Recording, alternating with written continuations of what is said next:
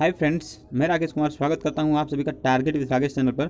दोस्तों, आज हम लोग जो है इंडियन पॉलिटी की प्रधानमंत्री और मंत्रिपरिषद टॉपिक है उसको बेहतरीन ढंग से कवर करेंगे। इसके पहले हम लोग राष्ट्रपति एंड उपराष्ट्रपति पर वीडियो देख चुके हैं और बहुत अच्छा आप लोगों उस पर रिस्पांस था। दोस्तों, इस उम्मीद से हम यह वीडियो फिर से आपके सामने रख रहे हैं।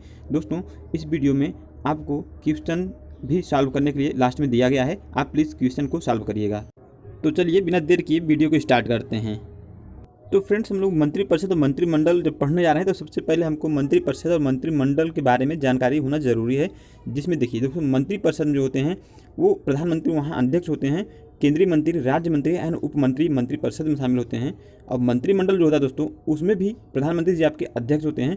उसमें केवल और केवल केंद्रीय मंत्री रहते हैं और वहाँ जो प्रधानमंत्री भी वहाँ के मंत्रिमंडल में रहते हैं उसको मंत्रिमंडल कहते हैं। दोस्तों, अब हम लोग बारी बारी से देखते हैं केंद्रीय मंत्री क्या होते हैं, राज्य मंत्री क्या होते हैं, उप मंत्री क्या होते हैं, इसको हम लोग तो दोस्तों जो केंद्रीय मंत्री होते हैं उसको हम लोग देखते हैं। देखिए दोस्तों, केंद्र सरकार के महत्वपूर्ण मंत्रालय जो होती है वो होती है वित्त मंत्रालय, गृह मंत्रालय, रक्षा मंत्रालय, कृषि मंत्रालय एंड शिक्षा मंत्रालय जो होते हैं, इनको देख रेख करने के लिए केंद्रीय मंत्री को जिम्मेदारी दी जाती है। दोस्तों, यहाँ केंद्रीय मंत्री वर्क करते हैं। अब बात करते हैं कि राज्य मंत्री क्या होते हैं। तो राज्य मंत्री दोस्तों ये क्या होते हैं कि कैबिनेट मंत्री यानी केंद्रीय मंत्री को सलाह देते हैं। देखिए क्या होता है ना कि जो केंद्रीय मंत्री होते हैं या फिर केंद्रीय मंत्रालय जो होता है बहुत बड़ा विभाग होता है, उनके अंतर्गत छोटे छोटे वर्क्स भी होते हैं। जैसे अगर कोई केंद्रीय मंत्री है, राज्य में उनका संचालन करना होगा तो कितना देख रेख करेगा, इसके लिए हम राज्य मंत्री को नियुक्त करते हैं। राज्य मंत्री जो होते हैं इनको केंद्रीय मंत्री को सलाह देते हैं।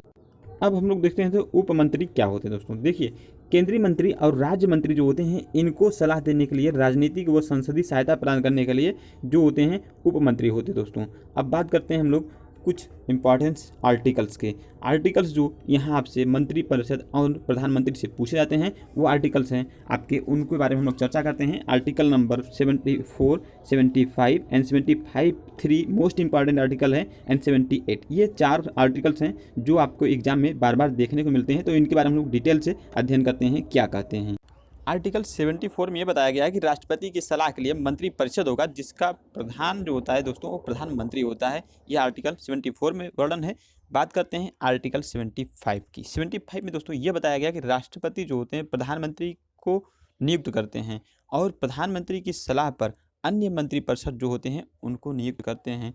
यह आपका 75 में बताया गया। अब बात करते हैं 75 की जो 3 आर्टिकल मोस्ट इंपॉर्टेंट बताए हैं आपको उसके बारे में। दोस्तों, इसमें क्या कहा गया है कि मंत्रिपरिषद जो होते हैं वो सामूहिक रूप से लोकसभा के प्रति उत्तरदायी होते हैं, ठीक। लेकिन व्यक्तिगत रूप से अगर कहा जाएगा तो वह राष्ट्रपति के प्रति उत्तरदायी होते हैं। दोस्तों, यहाँ थोड़ा सा क्वेश्चन एक टिपिकल बनता है, कभी कभी यह बोल देते हैं कि व्यक्तिगत रूप से जो है वो प्रधानमंत्री के प्रति उत्तरदायी होते हैं। तो ऐसा अगर क्वेश्चन एग्जाम में आता है कि जो मतलब एग्जाम में दोनों ऑप्शन दिया है राष्ट्रपति और प्रधानमंत्री, तो आप वहाँ पर करेक्ट करेंगे राष्ट्रपति को। अब मान लीजिए अगर राष्ट्रपति नहीं दिया है, केवल प्रधानमंत्री दिया है, तो वहाँ पर सामूहिक वो व्यक्तिगत रूप से जो होता है उत्तरदायी वो होता है आपका प्रधानमंत्री, वहाँ भी रहेगा।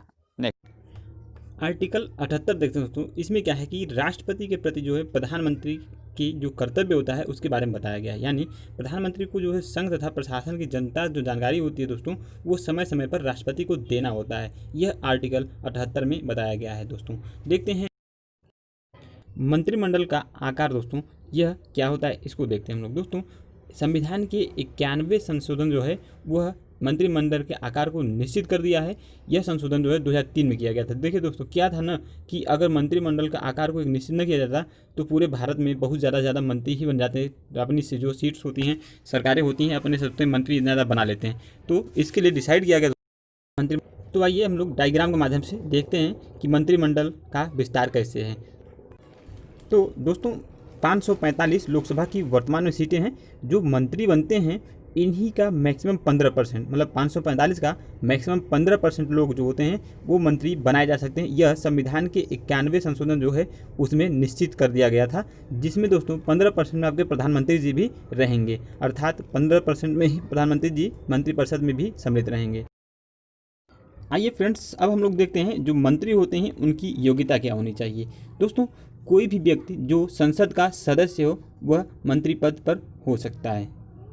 दूसरी बात दोस्तों ये है कि यदि यहाँ पर लोकसभा या राज्यसभा में सदस्य कोई व्यक्ति ना हो तब भी वह 6 माह तक अपना मंत्री रह सकता है, लेकिन क्या होगा कि उसे 6 माह के भीतर लोकसभा या राज्यसभा में किसी एक में सदस्यता जो है ग्रहण करनी पड़ेगी। यदि दोस्तों वह सदस्यता ग्रहण नहीं करती है तो उसका पद जो है 6 माह के बाद अपने आप बर्खास्त हो जाएगा, अर्थात उसे अपने पद से उसे अपने आप हटा दिया जाएगा। दोस्तों दूसरी बात यहाँ से एक और निकल के आती है, यदि कोई व्यक्ति मान लीजिए यही मंत्री पद के लिए बने हैं, 6 माह के लिए हट गए, फिर ऐसा हो सकता है कि 2 महीने बाद फिर इनको मंत्री बना दिया जाए, जबकि सदस्यता कोई ग्रहण नहीं किए। तो ऐसा कोई कानून नहीं है, इनको एक कार्यकाल में केवल 6 माह तक के लिए एक ही बार मंत्री पद पर बनाया जाएगा। यदि सदस्यता ग्रहण कर लेते हैं तो इनको आगे रिन्यू रखे रहेंगे, नहीं तो इन्हें 6 माह के अंदर निकाल दिया जाएगा।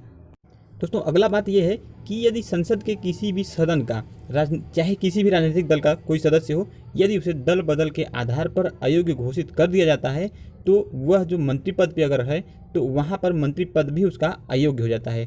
तो ये थी दोस्तों मंत्रियों की योग्यता। अब देखते हैं हम लोग कुछ इंपॉर्टेंट टॉपिक्स। फ्रेंड्स अब हम लोग देखते हैं प्रधानमंत्री संबंधित महत्वपूर्ण पॉइंट्स जो एग्जाम में पूछे जाते हैं। तो दोस्तों जो भारत में प्रधानमंत्री बनने की न्यूनतम आयु है उसका निर्धारण क्या है?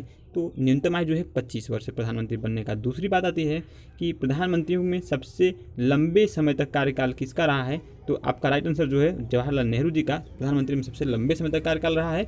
देश की पहली महिला प्रधानमंत्री जो आपकी रही हैं इंदिरा गांधी जी रही हैं। ऐसे प्रधानमंत्री जो कभी लोकसभा में नहीं आए वो हैं चौधरी चरण सिंह जी हैं। दोस्तों बात आती है नेक्स्ट की, विश्वास मत जो है प्राप्त करने में असफल होने वाले पहले भारत के प्रधानमंत्री जो हैं आपके वो विश्वनाथ प्रताप सिंह। थोड़ा सा रिलेट करिए, विश्वास यहाँ भी रिलेट हो रहा है और उधर विश्वनाथ, इनको रिलेट कर रखिए। ये जो है विश्वास प्रताप नहीं प्राप्त कर पाए थे इसलिए इनको असफल हो गए थे। बात करते हैं सबसे अधिक उम्र में जो पीएम बने थे वो कौन है? मोरारजी देसाई जी हैं।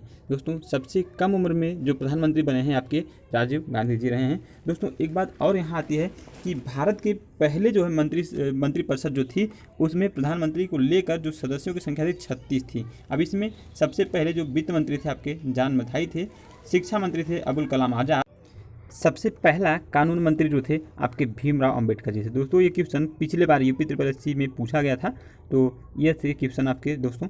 अब ये दोस्तों मेरी वीडियो थी, उम्मीद करते हैं आपको वीडियो अच्छी लगी होगी। यदि वीडियो अच्छी लगी हो तो प्लीज़ वीडियो को लाइक करें और यदि चैनल पर नए आए हैं तो चैनल को सब्सक्राइब कर लीजिए। Thank you.